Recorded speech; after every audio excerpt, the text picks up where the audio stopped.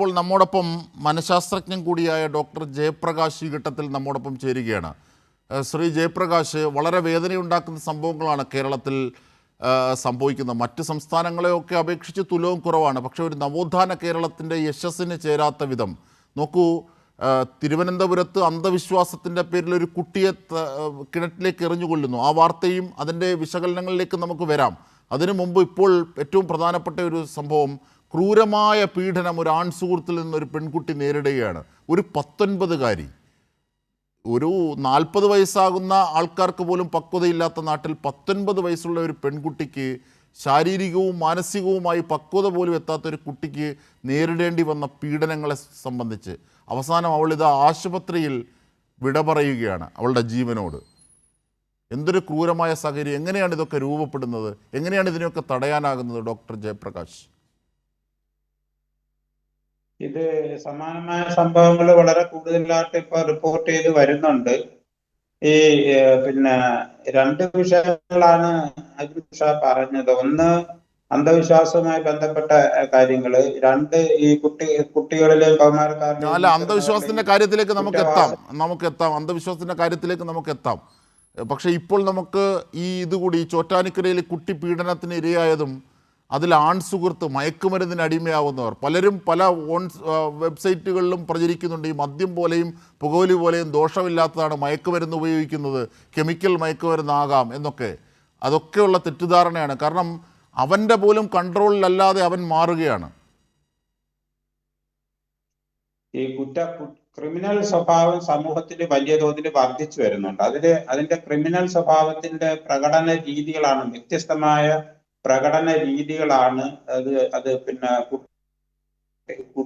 കാമുകിയെ കൊല്ലുന്നതാണെങ്കിലും, കാമുകിയുടെ ദേഹത്ത് ആസിഡ് ഒഴിക്കുന്നതാണെന്നുണ്ടെങ്കിലും, പീഡിപ്പിക്കുന്നതാണെന്നുണ്ടെങ്കിലും, മയക്കുമരുന്നിന്റെ ഉപയോഗമാണെന്നുണ്ടെങ്കിലും, ഇതെല്ലാം ഈ കൗമാരകാലത്തിലേക്ക് എത്തുമ്പോഴത്തേക്കുള്ള കുറ്റവാസനയിൽ ഉണ്ടാകുന്ന വ്യത്യസ്തമായ പ്രകടന രീതികളാണ്.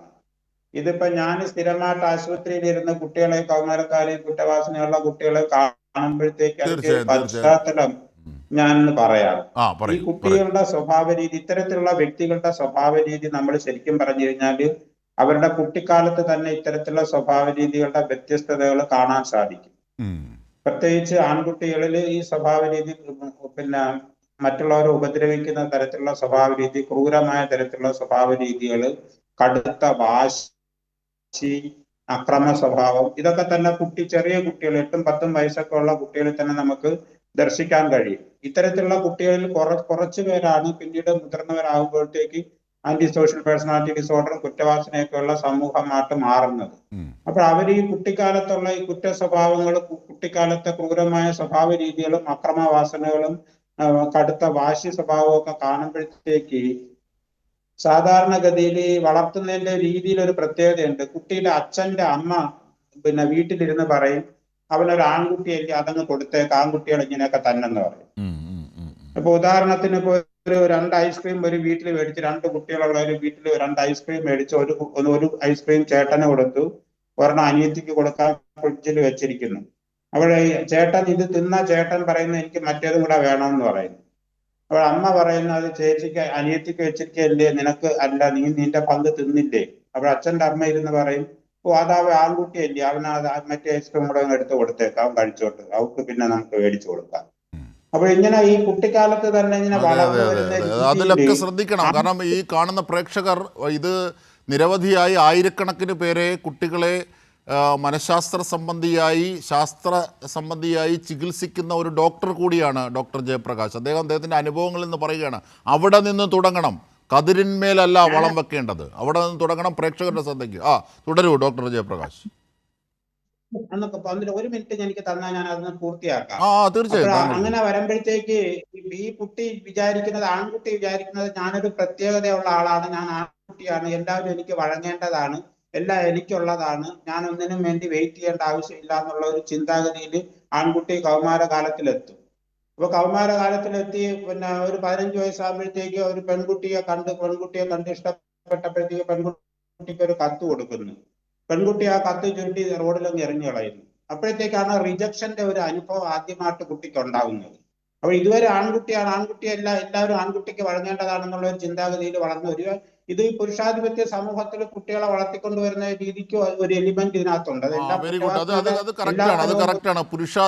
പുരുഷാധികാരം, ആണധികാരം, ആ ആൺകാഴ്ചകളൊക്കെ ഡെവലപ്പ് ചെയ്യുന്നതിന് വീട്ടിൽ പ്രത്യേകിച്ച് അമ്മമാരും മുത്തശ്ശിമാരും മുത്തശ്ശന്മാരും ഒക്കെ അതിന് നിദാനമാകുന്ന കാരണങ്ങളാണ്. അത് അദ്ദേഹത്തിൻ്റെ അനുഭവങ്ങളിൽ നിന്നാണ് അദ്ദേഹം ഡോക്ടർ ജയപ്രകാശ് നമ്മളോട് പറിച്ചു നടന്നത്. ഡോക്ടർ, അത്തരം സംഭവങ്ങൾ പ്രത്യേകിച്ച് നോക്കൂ, അരികിലെവിടെയോ നിർവൃതിയുണ്ട് എന്ന് പറഞ്ഞാണ്. ശരിയാണ്, പ്രത്യുൽപാദനത്തിൻ്റെ ജനിതക ഘടന ഓരോ ജീവജാലം എന്ന നിലയിലും മനുഷ്യരിലുള്ളതുകൊണ്ട് നമ്മുടെ കുട്ടികൾക്കൊക്കെ പ്രണയങ്ങൾ തോന്നാം, അതിൻ്റെ ഈ സെർബൽ കോർട്ടക്സ് വികസിച്ച ജീവി എന്ന നിലയിൽ.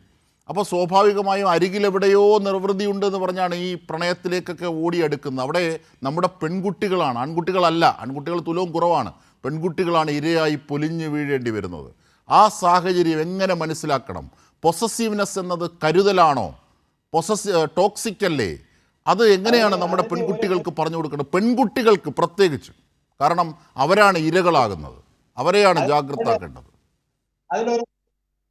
ഒരു സൂചന ഞാൻ പറയാം. ഇപ്പൊ ഈ പ്രേമാഭ്യർത്ഥന നടത്തുന്ന ഘട്ടത്തില് പ്രേമത്തിന്റെ തീവ്രതയുടെയും ആത്മാർത്ഥതയുടെയും തെളിവായിട്ട് കുട്ടി ചിലപ്പോ ഈ ആൺകുട്ടി കൈമുറിച്ച് കാണിക്കും. കൈമുറിച്ച് കാണിക്കുമ്പോ പെൺകുട്ടി വിചാരിക്കും എന്നോടുള്ള സ്നേഹത്തിന്റെ ഏറ്റവും വലിയ തീവ്രമായ തെളിവാണ് എന്റെ സ്നേഹം കാണിച്ചതെന്ന് മനസ്സിലാക്കും, ചിന്തിക്കും.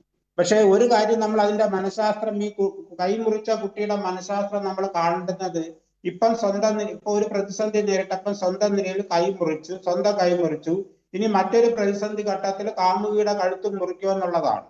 സ്വന്തം കൈ മുറിക്കുന്ന ഒരു വ്യക്തി, അത്തരത്തിലുള്ള ഒരു പ്രതിസന്ധി ഘട്ടത്തിൽ സ്വന്തം കൈ മുറിക്കുന്ന വ്യക്തി തീർച്ചയായിട്ടും അടുത്ത ഘട്ടത്തിൽ അതൊരു ക്രിമിനൽ വാസനയുടെ സ്വഭാവ രീതിയുമാണ്.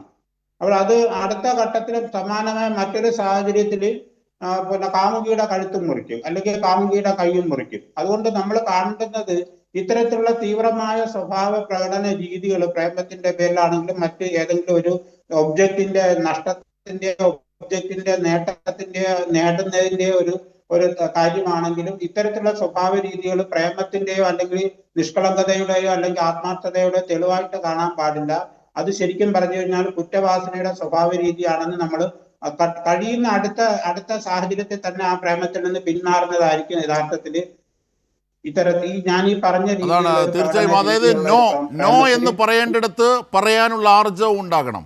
ഓരോ ബന്ധങ്ങളെയും അനലൈസ് ചെയ്ത് സ്വീകരിക്കാനും തിരസ്കരിക്കാനുമുള്ള ബോധമുണ്ടാകണം. അതിൻ്റെ ഇമോഷണൽ റിച്ച്നെസ് അത് ഉണ്ടാകണം. അതിനെന്തൊക്കെയാണ് ഡോക്ടർ വേണ്ടത്? നമുക്ക് തിരിച്ചെത്താം അതിലേക്കും, തിരുവനന്തപുരത്തെ അന്ധവിശ്വാസത്തിൻ്റെ കാര്യങ്ങളിലേക്കും ഒക്കെ നമുക്ക് തിരിച്ചെത്താം. ഒരു ചെറിയ ഇടവേള. ഡോക്ടർ, എന്താണ് അതിനുള്ള പ്രതിവിധി എന്ന് പറഞ്ഞിട്ട് നമുക്ക് മറ്റു കാര്യങ്ങളിലേക്ക് പോകാം. ഒരു ഇടവേളയിലേക്ക് പോകുന്നതിന് മുമ്പ് അതിൻ്റെ പ്രതിവിധി ഒന്ന് പറയൂ ഡോക്ടർ. എങ്ങനെയാണത്, പ്രത്യേകിച്ച് പെൺകുട്ടികളെ മാത്രം ഫോക്കസ് ചെയ്യാം. കാരണം എന്താണെന്നറിയാമോ, പെൺകുട്ടികളാണ് ഇരകളാകുന്നത്. പുരുഷ കമ്മീഷനൊക്കെ അവിടെ നിൽക്കട്ടെ. ഇതില് പെൺകുട്ടികളിൽ മാത്രം ഫോക്കസ് ചെയ്യുന്ന പറയുന്നതിനല്ല. ഓക്കെ, ശാസ്ത്രീയമല്ലെങ്കിൽ ഞാൻ വഴങ്ങി, താങ്കൾക്ക് പറയാം. പെൺകുട്ടികളെയും ആൺകുട്ടികളെയും ഒരേപോലെ തന്നെ ഇത്തരത്തിലുള്ള സൗഹൃദങ്ങളിൽ എങ്ങനെ മുന്നോട്ട് പോകണം എന്നുള്ളതിനെ സംബന്ധിച്ച് പിന്നെ അവരെ ബോധവൽക്കരിക്കേണ്ടതുണ്ട്. ഇത്തരം വിഷയങ്ങൾ ഇപ്പം പ്രേമത്തിനെ കുറിച്ച് ഇപ്പൊ ഞങ്ങൾ സ്കൂളുകളിലും കോളേജുകളിലൊക്കെ പോകും.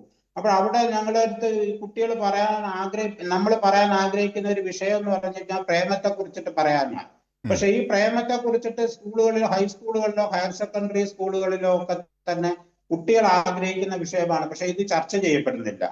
അപ്പൊ ഇത്തരം കാര്യങ്ങളിൽ നമ്മളുടെ ഒരു സുഹൃത്തിനെ നമ്മൾ എങ്ങനെ വിലയിരുത്തണം, നമ്മളുടെ ഒരു പിന്നെ ഭാവി പിന്നെ വധുവിനെ വരനെ നമ്മൾ എങ്ങനെ വിലയിരുത്തണമെന്നും എങ്ങനെ നമ്മൾ അവരുമായിട്ട് എങ്ങനെ അടുക്കണമെന്നുള്ളതും അതുപോലെ ഏത് ലെവലിൽ വരെ നമ്മൾ ഏതേത് ഘട്ടങ്ങളിൽ നിൽക്കണമെന്നുള്ളതിനെ സംബന്ധിച്ചൊക്കെ ശരിക്കും പറഞ്ഞാൽ നമ്മൾ ജീവിത നൈപുണ്യ പരിശീലനം എന്ന് പറയും.